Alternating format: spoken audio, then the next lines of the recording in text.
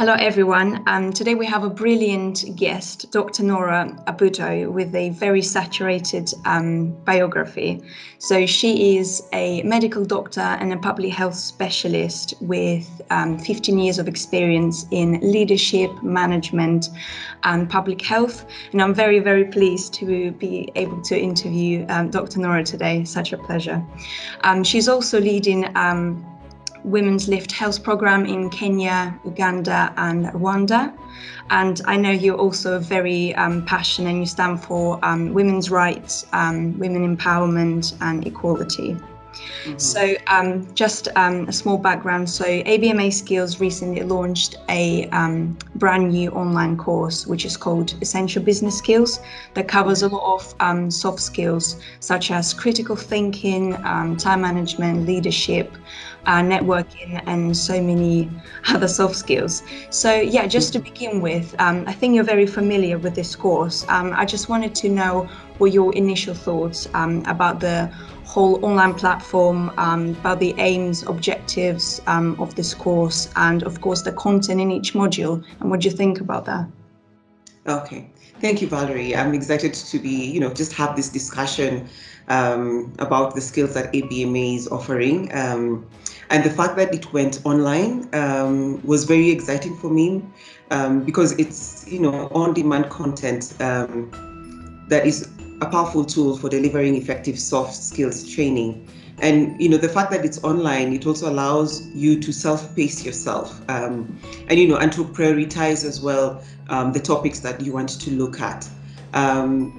The content of, the course, the Essential Business course, they're broken down in chunks that are, very easy to access, understand and apply as you go along. So in terms of content, I have been very, satisfied with what is being put in, the method mix within it, because you have a bit of, the technical aspect of it. Then there is the activity that you have, and then you have a moment of reflection as well on what you've been pursuing, whether it's critical thinking and, the ways in which you can apply it.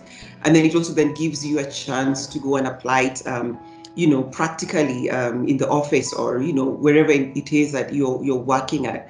So I found that the online platform and, how each module has been designed, very easy to access and self-pace, and as well as apply in your work.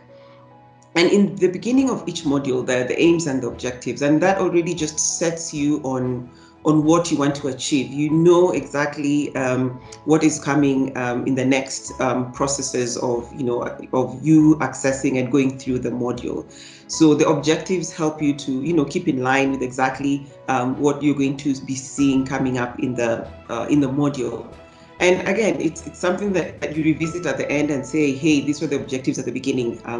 Have I achieved them at the end of the day? So I've been, just very excited to see that the online platform provides that opportunity for everyone in our busy setup. You're working and sometimes you do not have the time, to just sit on this during your work hours. So during your free time over lunch or otherwise, you can pursue this course. Definitely. Thank you, Valerie. Yeah. Yeah, that's great. I think what you mentioned as well, that it's an online platform. I think after the COVID-19 pandemic, many centers, organizations had to transform their studies or, the way they speak to employees from, with Zoom or Teams. So it's all online. So yes. I think, do you think going forward, this will be like a great benefit of our course for the fact that it's online and, it's accessible and, because I personally think maybe that, in the future, it will shift a bit from physical to online. So, yeah. Yes, I agree with you. Absolutely. I think the COVID pandemic has, changed, how we work, how we are engaging, how we are using our time. And I think this provides an opportunity, to have you can have your virtual training wherever you are at the time that you have set for yourself to do it. within the office time or outside, depending on what is agreed upon with your employer. I mean, I think this creates the flexibility we need as we move through a pandemic and through the digitalization age that we are in. So this is quite timely for me. Yeah. That's okay, definitely. Yeah. So, as I mentioned, our course covers a lot of soft skills, so critical thinking, management, leadership, network. So, why do you think there's an increase in focus from employees and organizations wanting their employees just to know these skills and master these skills? I think employers, at the end of the day, are looking for productivity.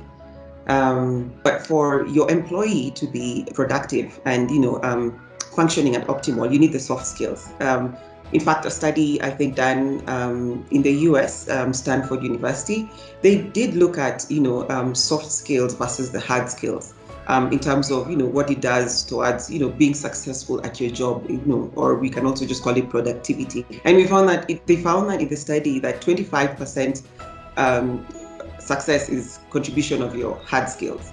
That I have, like, for instance, for me, my medical school, 25% is what is going to make me successful in my work. But the 75% is coming from the soft skills.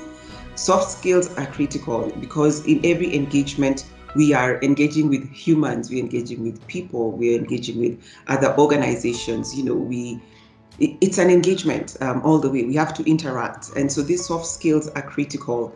The environment of work has changed, and we would not have, we won't have, like a supervisor sitting there with you to take you through all the processes. They need you to, hit the ground running. And you can only hit the ground running if you can communicate, if you can think critically, if you can make decisions, you can problem solve. So these things are actually very critical, and it's looking for people who can communicate, to have a solution to an issue, because that is what we're looking at towards productivity.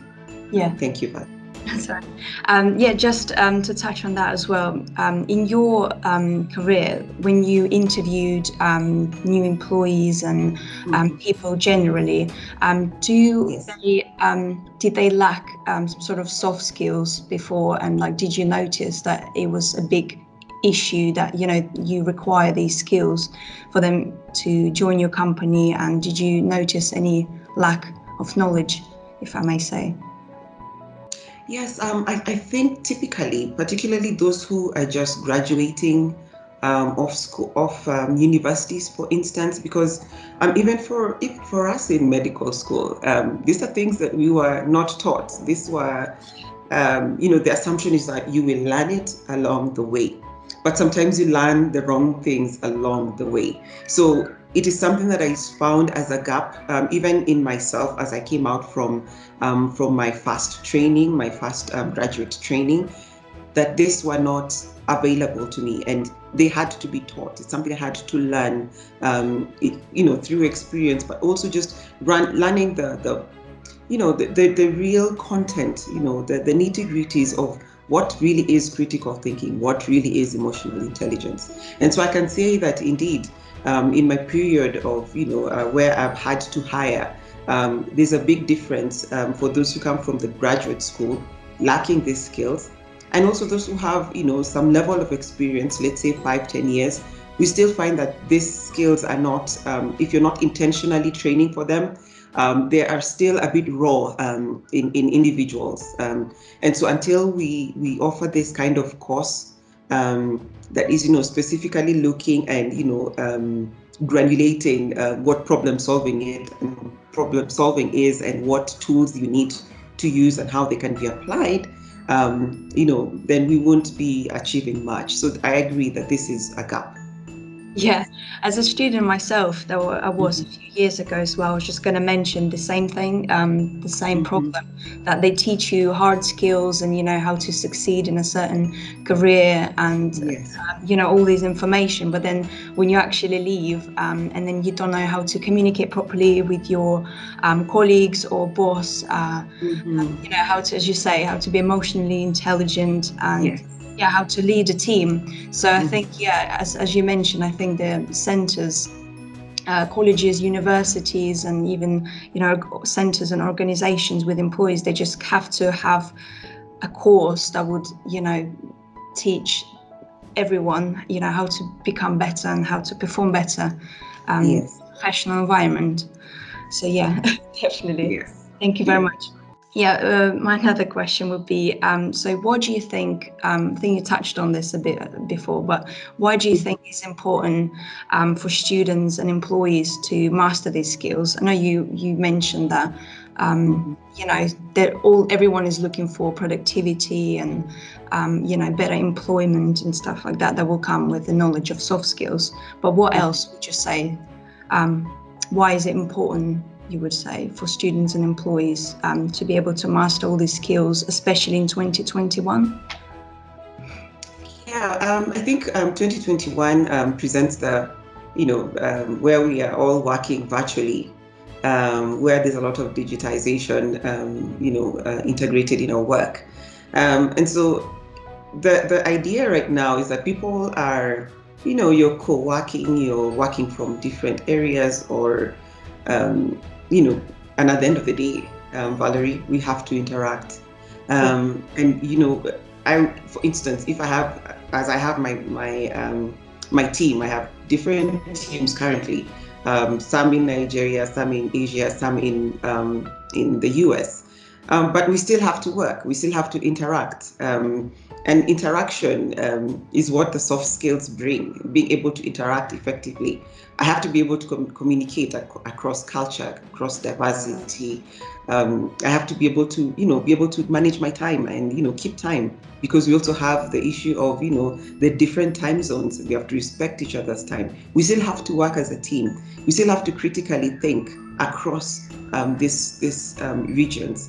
And so it is very important that we're able to have these soft skills, because that is what will make the virtual working and continuity of work to happen. It's important for students in even in their studies as well to start mastering these things. They take time. We can have you attend the course, but you have to apply it, because when you apply it is the only time then it becomes habit, it becomes who you are, and it's something that you're developing every time and improving on every time. So it is not, it's not akin to the hard skill where, I'll come out with, hey, here, a certificate in medicine, or here is a certificate in public health because I did epidemiology and I got the required marks. With soft skills, they're things that you keep improving with time. In fact, you need to be surrounded by mentors and coaches to develop these things and to continually apply them. So, the work environment has changed, the work structure has changed. We are global in nature, there's diversity, there's AI. And in all these things, we have to interact. So soft skills remain invaluable. So how would the courses like essential business skills would help women around the world, and especially in Kenya? I think this is very critical for women as well, and is a way in which we are ABMA will be contributing to leveling the playing field in the workplace. We tend to find that a lot of the women are in mid-career. I think it's more than 75% in mid-career, and only 25% of the workforce who are women are making it to senior management. And when we're looking at what the reasons are, there are things that are individual, and these individual things end up revolving around these soft skills. Yeah. The issues around the organizational issues, various biases, unequal pay, those things that are at organizational and institutional level, and at some level also at policy level. But when I look at these soft skills, they touch on both the individual strengths of a woman, and as well as things that she can promote and advocate for at the organizational level.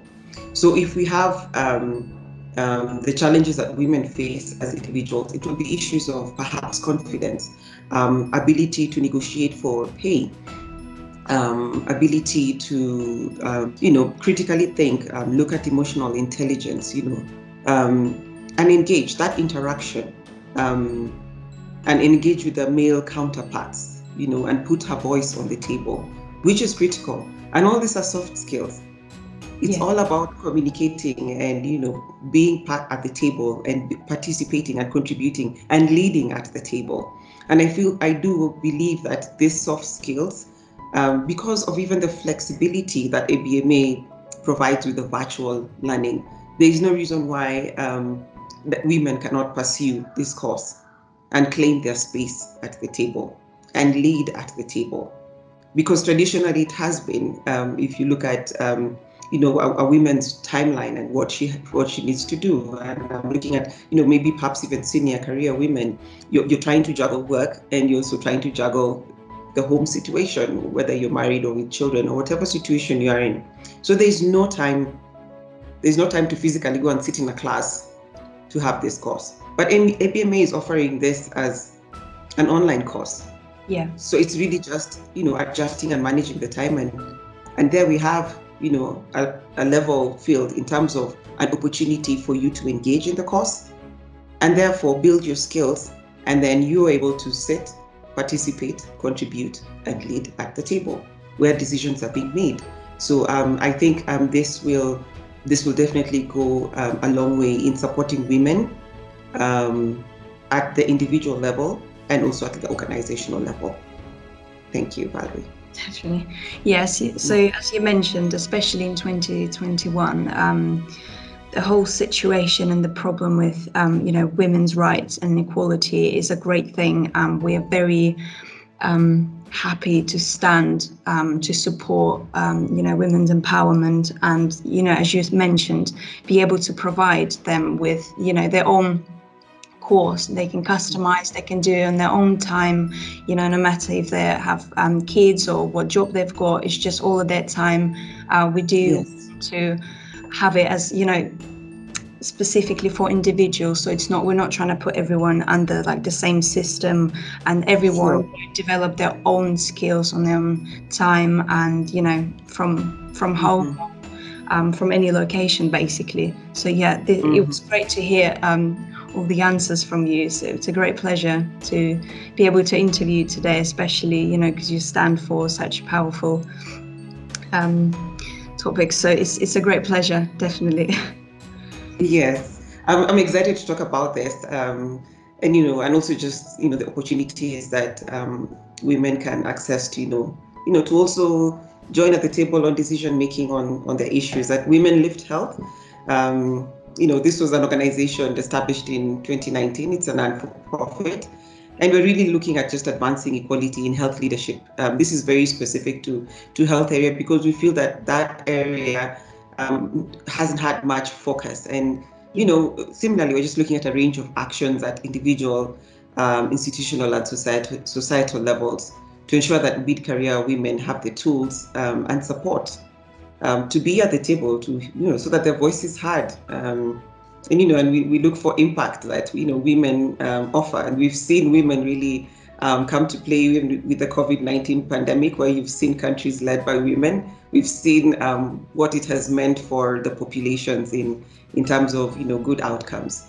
So Valerie, thank you for this opportunity as well. That's all perfect. Thank you very much for coming today. It was just a great chat as well, apart from recording and stuff. Yes. It's just great. Just wanted to say from my side as well, I stand for women's rights, and it's a great thing for me, for my past as well, and just really appreciate these organizations and big figures that would inspire more and more women around the world to just believe in themselves and be able to succeed and just feel like a boss for themselves, if I may say. It's a great thing to feel. So I'm definitely really inspired by you. Oh, awesome, Valerie. There's a lot of work to do. So I am looking forward to just working together on the same thing, because it's all about collaboration right now, right? Isn't it? It was great to speak to you. Hope you have beautiful rest of your day. Very productive. And you too, Valerie. Enjoy your day. Take care. All right. Bye.